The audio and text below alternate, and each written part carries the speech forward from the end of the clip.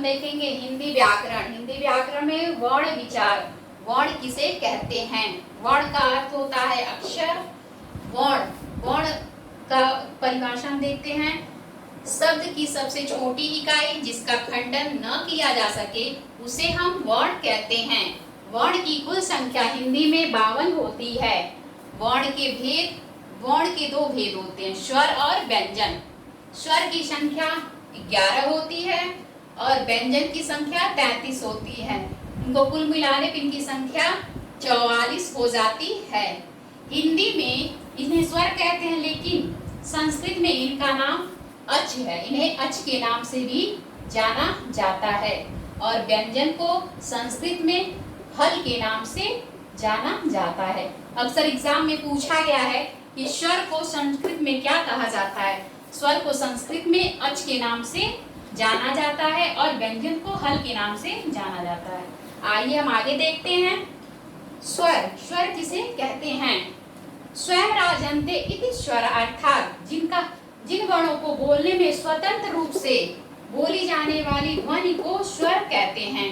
अर्थात जिन वर्णों को बोलते समय किसी अन्य वर्ण की सहायता न ली जाए उन्हें हम स्वर कहते हैं। हम देखते हैं स्वर के भेद। स्वर के 3 भेद होते हैं। मात्रा के आधार पे स्वर के 3 भेद होते हैं।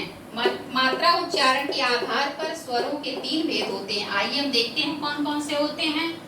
ह्रस्व स्वर, दीर्घ स्वर, प्लुत स्वर। ह्रस्व स्वर किसे कहते हैं? जिन वर्णों को बोलने में कम समय अर्थात एक मात्रा का समय लगे उन्हें हम ह्रस्व स्वर कहते हैं। ह्रस्व स्वर की संख्या 4 होती है। इन्हें मूल स्वर के नाम से भी जाना जाता है। मूल स्वर के नाम से जाना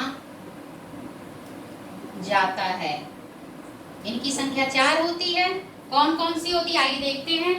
अ, ई, उ, री। अब हम आगे देखेंगे दीर्घ स्वर।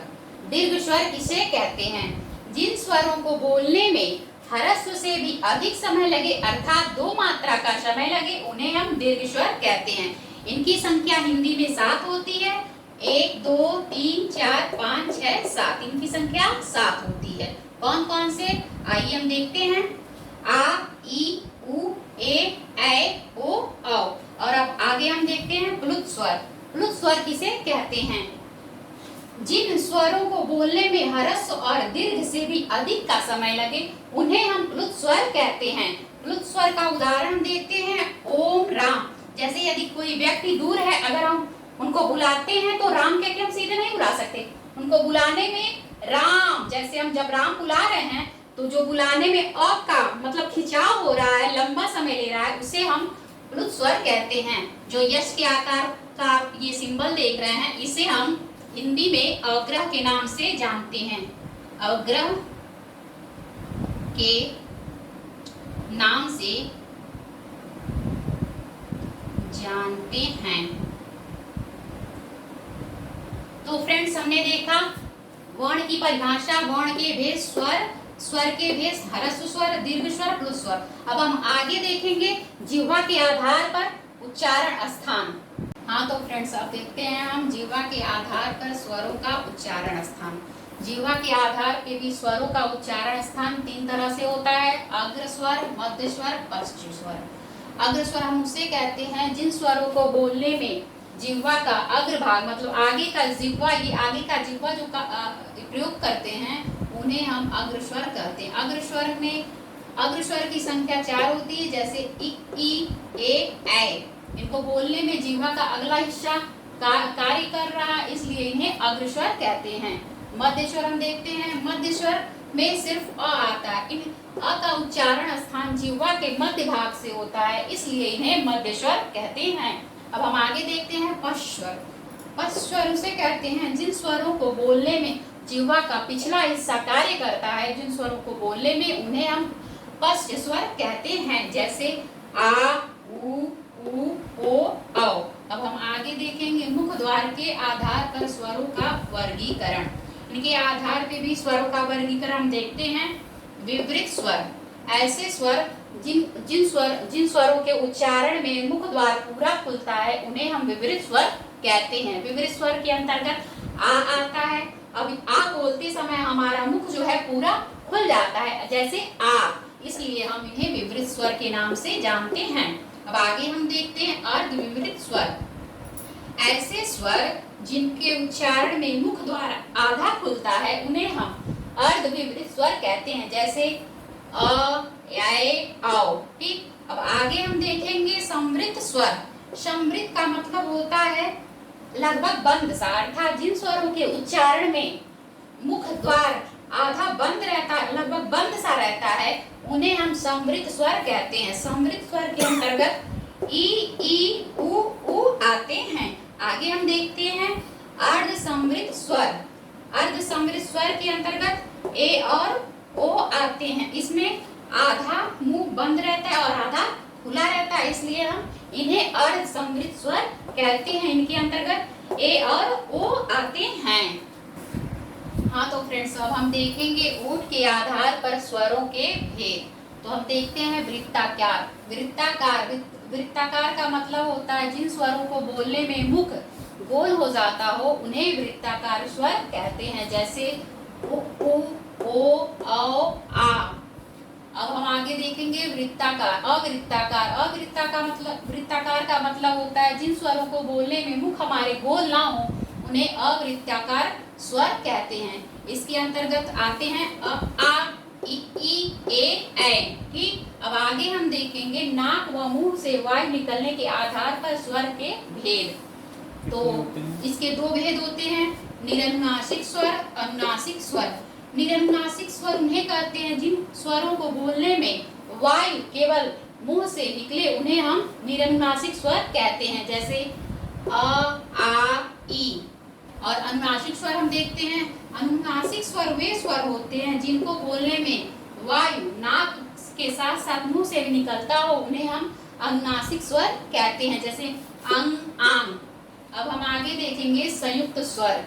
संयुक्त स्वर की परिभाषा ये होती है, ऐसे स्वर जिनके निर्माण में दो स्वरों की सहायता ली जाए उन्हें हम संयुक्त स्वर कहते हैं। जैसे इनकी संयुक्त स्वर की संख्या 4 होती है, जैसे अ, ओ, ऐ, औ। ठीक, अ, ई से ए बना, अ, उ से ओ बना, अ, ए से ऐ बना, ओ, अ, ओ से अ बना। ठीक, अब आगे हम देखेंगे अयोगवाह। अयोगवाह ऐसे स्वर होते हैं जिनके उच्चारण, अयोगवाह का अर्थ होता है साथ ना होते हुए भी साथ आना, जैसे अनुस्वार और विसर्ग। अनुस्वार का चिन्ह ऐसे होता है और विसर्ग ऐसे होता है। जैसे उदाहरण में हम देखते हैं अंक, अंक, गंग, ऐसे इसके उदाहरण होते हैं। इसके ऊपर जो बिंदी है उसे हम अनुस्वार के नाम से जानते हैं। विसर्ग तो हम देखते हैं इसका उदाहरण प्रातः, ऐसे इसके उदाहरण होते हैं। जो इसके पीछे प्रातः के पीछे जो विसर्ग दो बिंदी लगी हुई है उसे ही हम विसर्ग कहते हैं। हाँ तो फ्रेंड्स, हम देखते हैं स्वरों का उच्चारण स्थान। आइए हम देखते हैं अब आ।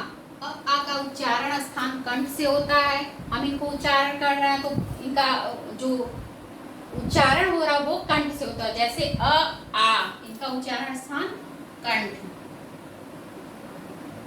अ, आ का उच्चारण स्थान कंठ से होता है। ई का उच्चारण स्थान तालु से होता है। तालु अर्थात जिह्वा से होता है, जैसे ई जिह्वा से होता है। अब उ का उच्चारण स्थान ओठ से होता है। जैसे हम उ बोलते हैं तो हमारा ओठ आगे की तरफ गोल हो रहा है, उसे ही हम ओठ के आधार पे उ का उच्चारण स्थान ओठ से होता है और ए का उच्चारण स्थान कंठ तालु से होता है।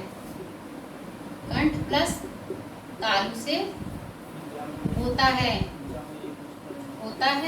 और आगे हम देखते हैं ओ औ का उच्चारण स्थान कंठोष्ठ, कंठ प्लस ओष्ठ।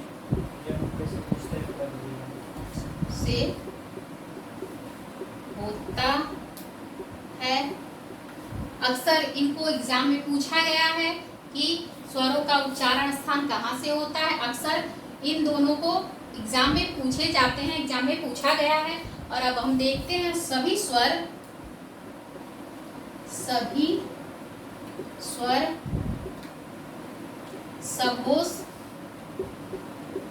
सघोष और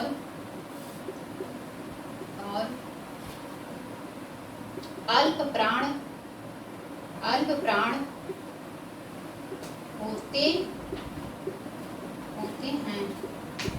अक्सर एग्जाम में पूछा गया है स्वर क्या होते हैं, सघोष होते हैं, अघोष होते हैं, या अल्प प्राण होते हैं या महाप्राण होते हैं। तो सभी स्वर सघोष और अल्प प्राण होते हैं। अब हम आगे देखेंगे कुछ विशेष चिन्ह। हाँ तो फ्रेंड्स, अब हम देखेंगे विशेष प्रकार के हिंदी में चिन्ह। तो आइए देखते हैं।